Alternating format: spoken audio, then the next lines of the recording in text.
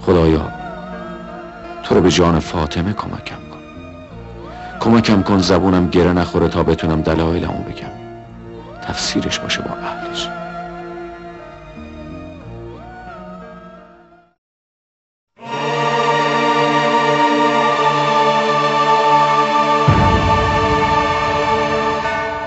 نفت و سر سفره‌های مردم میبرید یا نمیبرید؟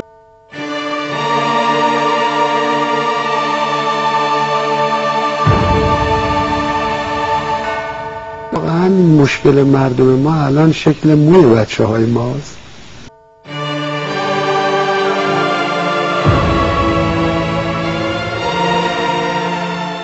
بالاخره در پایان 8 سال یک بار ایشون از نزدیک مشکلات مردم رو لمس کردن و متاسف از اینکه چقدر دیر.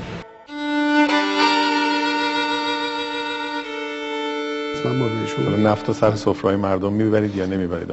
نفت سر سفره‌های مردم، البته من دیدم بارها گفتن احمدی نژاد اینو گفته، خب من اینو نگفتم.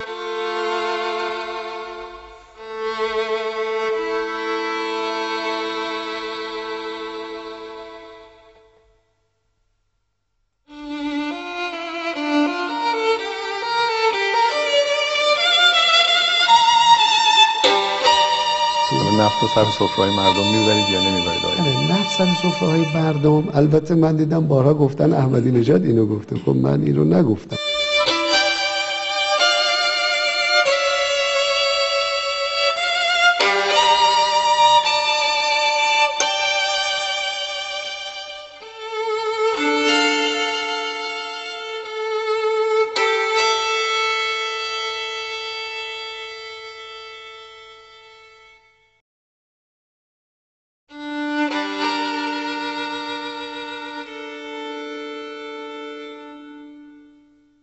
واقعا مشکل مردم ما الان شکل موی بچه های ماست. بچه های دوست دارمشون عجوری بذارن، به تو چه ربطی داره؟ من تو به این مسئله اساسی کشور برسه. چرا مردم رو کوچیک میکنیم؟ یعنی واقعا مردم رو کوچیک میکنیم که الان مشکل مهم جوانهای ما اینه که مدل موشون رو چجوری بذارن و دولت هم نمیذاره. یعنی شأن دولت اینه، شأن مردم اینه. این واقعا من توهین به مردم ماست. چرا مردم رو دست کم میگیریم؟ واقعا اینقدر، یعنی الان مشکل کشور ما اینه که مثلا فلان دختر ما فلان لباس پوشی، یا الان مشکل کشور ما اینه، یا مشکل مردم ما اینه.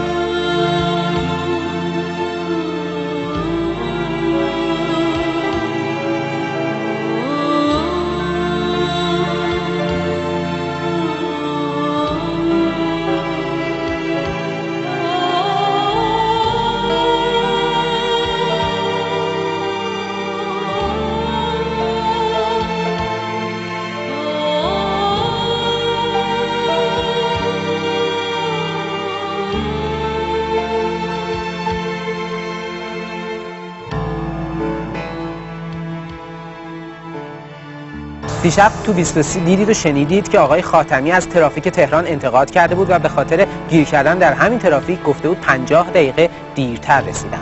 پاسخ احمدی نژاد رو بشنوید که گفته از این ماجرا هم خوشحالم هم ناراحت. خوشحال از اینکه بالاخره در پایان 8 سال یک بار ایشون از نزدیک مشکلات مردم رو لمس کردن و متاسف از اینکه چقدر دیر. ایشون در اون روز مورد نظر از خط ویژه استفاده نکردن، از اسکورت استفاده نکردن. حالا شاید شبیه مردم عادی اومدن، این خیلی قابل تمجیده و تشکر کنیم که بالاخره رئیس جمهور مثل مردم عادی حرکت بکنه، اما نظر میاد دیر شد.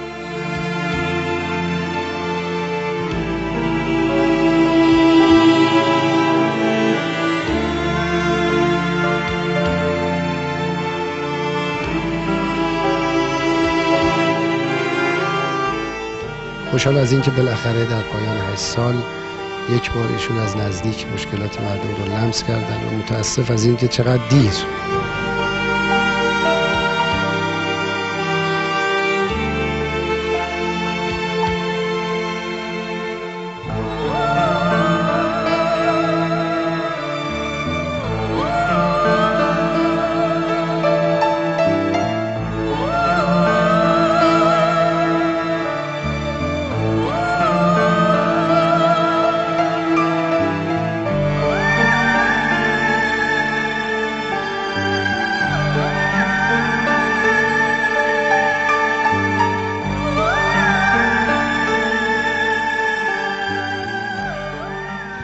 مثلا دروغ یه مقوله‌ایه که تمام محسنات یه فرد میتونه زیر سوال ببره.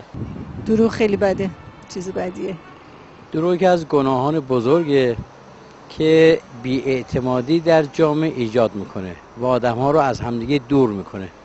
دروغ یه باطلاق خیلی بدیه که تمام مسبب تمام معصیت‌ها و گناه‌ها میشه. چنانکه پیامبر اسلام فرموده از آدم دروغگو پرهیز کنید. وقتی به شما دروغ میگم، شما هر چند من از پیراهنی از قرآنم بپوشم، شما به خود میگید نه آقا